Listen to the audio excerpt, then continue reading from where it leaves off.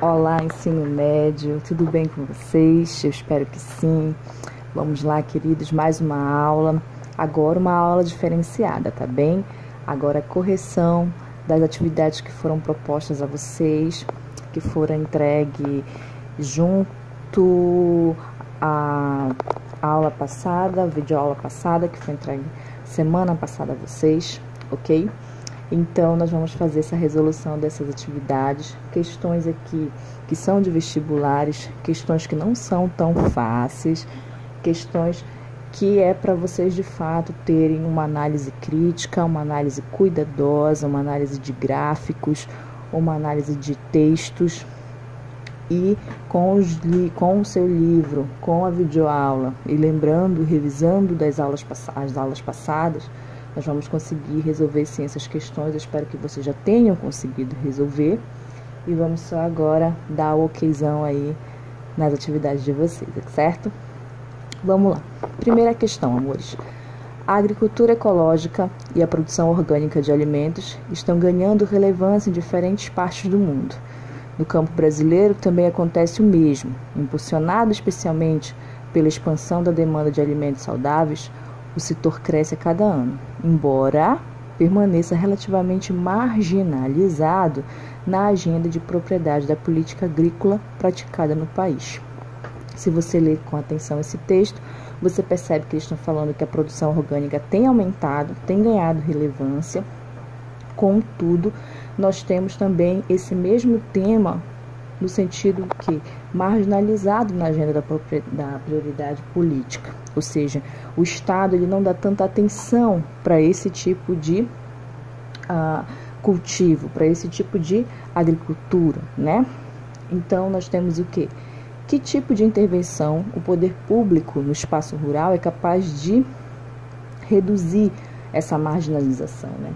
A marginalização desse tipo de produção, da produção orgânica, da produção ecológica, né, sem tanto insumos, sem agrotóxicos, sem tantos venenos. Você vai marcar, aluno no ensino médio, a letra A, né, para subsidiar os cultivos de base familiar, os cultivos daquela base mais ecológica, mais orgânica, né? Então você marca aí a letra A, que nós precisamos de um Estado que dê mais atenção para essa agricultura familiar, que nós já conversamos sobre essa questão da produção ecológica, da produção orgânica, sem os venenos, agrotóxicos e insumos, ok? Vamos lá para a próxima, amores. Temos aqui um gráfico, segunda questão.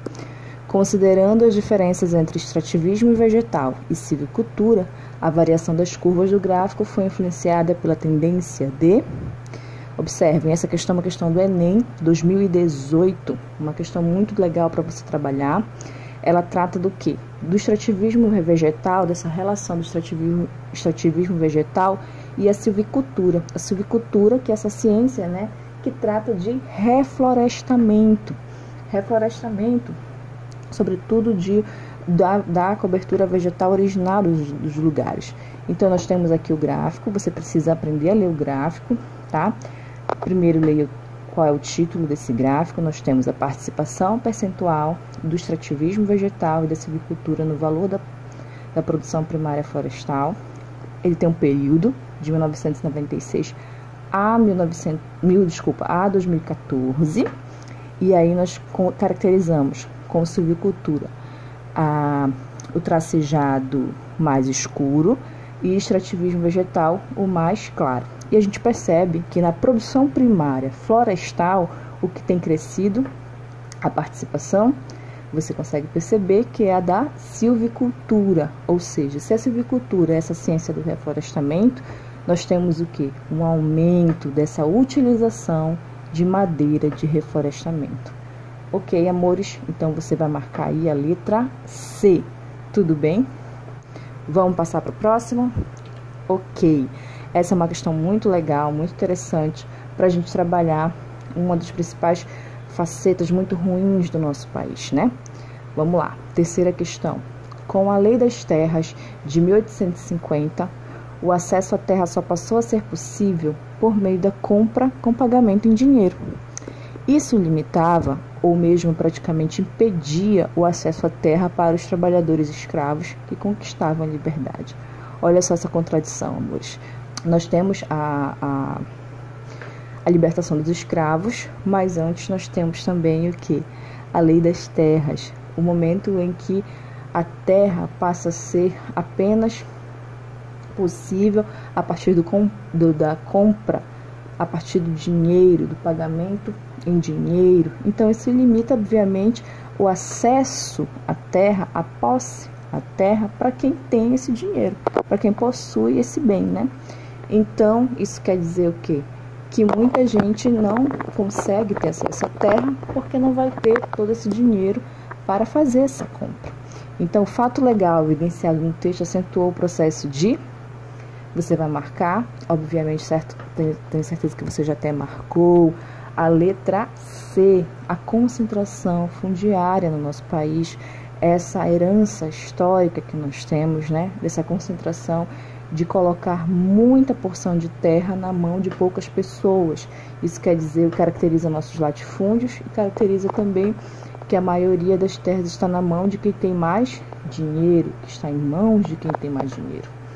Tranquilo? Essa questão muito interessante aí sobre concentração fundiária.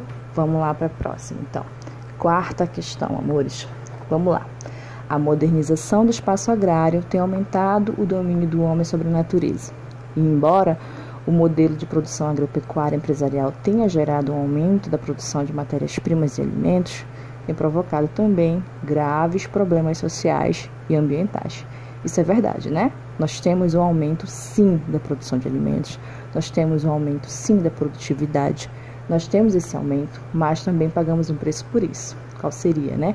Graves problemas, tanto sociais quanto ambientais. Falamos muito deles em sala de aula, lemos muito sobre eles no nosso livro, certo? Estão lembrados?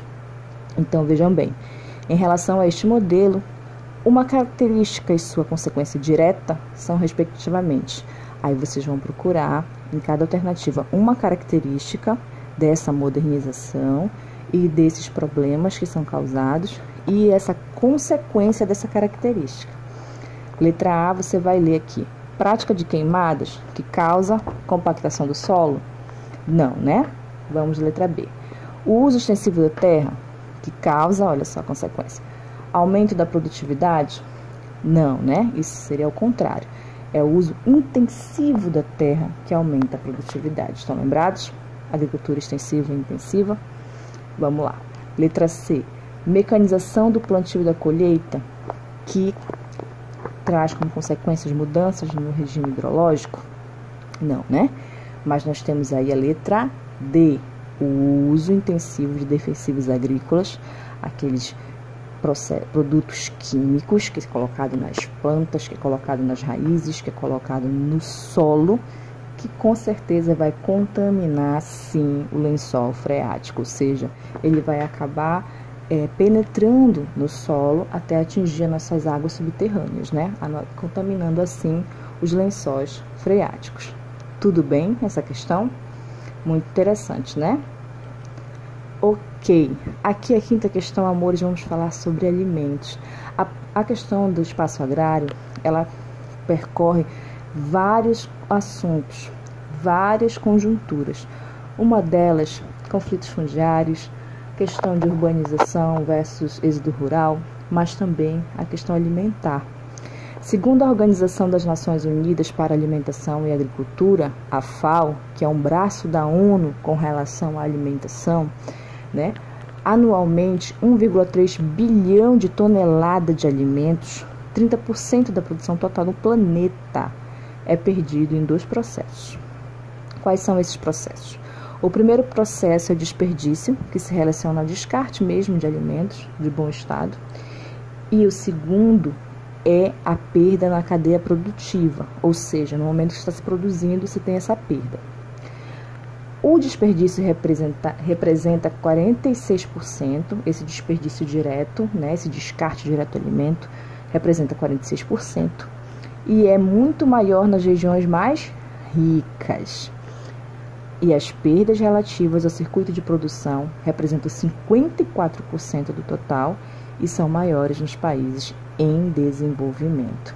Olha só que informações interessantes nós temos aqui. Ao lado nós temos um quadro que nos mostra o percentual de pessoas em estado de insegurança alimentar, que é aquele grave problema que nós temos, né, de não ter acesso à comida, né, de não ter acesso ao alimento. Nós temos aqui a África, a América Latina, a Ásia e a América Setentrional e a Europa. Conseguimos aqui observar que a África, ela está no seu maior percentual com relação a essa insegurança alimentar, né? A África seguida pela América Latina. Compreenderam? Então nós temos aí quais são as alternativas. Com base nas informações da FAO e em seus conhecimentos, indique a afirmação correta. Letra A. A produção de alimentos vem decaindo mundialmente devido aos problemas da logística de produção, o que tem provocado aumento de insegurança alimentar? Não, né, amores? A verdade é que não há problema. Isso que tem que ficar muito claro nessa questão. Essa questão vem trazer essa informação pra gente. Que fique claro que não é um problema de produção alimentar. Não se falta alimento. Se produz muito alimento, inclusive se desperdiça muito alimento, sobretudo nos países desenvolvidos. Mas o que se tem? O problema é o acesso. Onde chega esse alimento, né? Letra B. Nos continentes mais desenvolvidos, a perda de alimentos devido ao sistema de transporte e armazenamento é a principal causa da inexistência da segurança alimentar? Completamente errada essa questão, porque nos países mais desenvolvidos, essa perda de alimento ela é mais do que relacionada ao desperdício direto e não ao desperdício da produção, e muito menos é causa de inexistência de insegurança alimentar, né? Nós conseguimos ler o texto ali, que lá tem muito desperdício sim, que é o desperdício direto.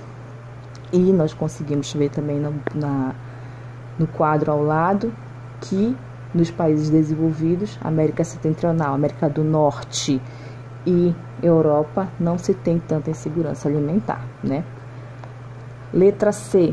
O fato de parte significativa da população africana estar em estado de insegurança alimentar ocorre devido ao desperdício das monoculturas de cereais. Nós percebemos ali que não é por aí, né, amores? Nós temos nos países desenvolvidos esse maior desperdício, né? Então a questão da África não é a questão da produção, e sim a questão do acesso a esse alimento, né? Letra D. O controle rigoroso do desperdício explica o baixo percentual de pessoas em situação de insegurança alimentar na América Setentrional e na Europa? Completamente errado, porque nós vimos no texto que lá tem sim um desperdício muito alto, sobretudo, novamente falando, o desperdício direto, descarte direto de alimentos em bom estado. Então, o fato da América do Norte e da Europa ter um índice de insegurança alimentar baixo não é por nenhum tipo de controle, e sim porque eles têm acesso a essa comida, eles têm como comprar esse alimento. Letra E, muito bem colocado aqui. Os dois diferentes processos que causam enorme perda de alimentos no mundo refletem sim as desigualdades econômicas e sociais existentes entre os continentes. Que fique claro que a produção de alimento ela acontece a todo vapor, alimento tem muito bem disponível para a população, sim. Contudo, se precisa ter o quê? Dinheiro para se comprar, dinheiro para ter acesso a esse alimento. Então, o problema está nas desigualdades econômicas e sociais, tanto das pessoas, e aqui, geograficamente falando, refletindo nas questões de espaços geográficos, né? Tudo bem, amores? Eu espero que vocês tenham gostado dessas questões. São questões que não são tão fáceis, são questões de vestibular, mas é isso mesmo, a gente tem que sempre aumentar o nível e fazer questões bem interessantes para que vocês sempre tenham análises de textos, gráficos e imagens, tá bem? Um grande abraço, espero que vocês estejam fazendo as atividades e lendo o livro de vocês, tá bem? Até a próxima!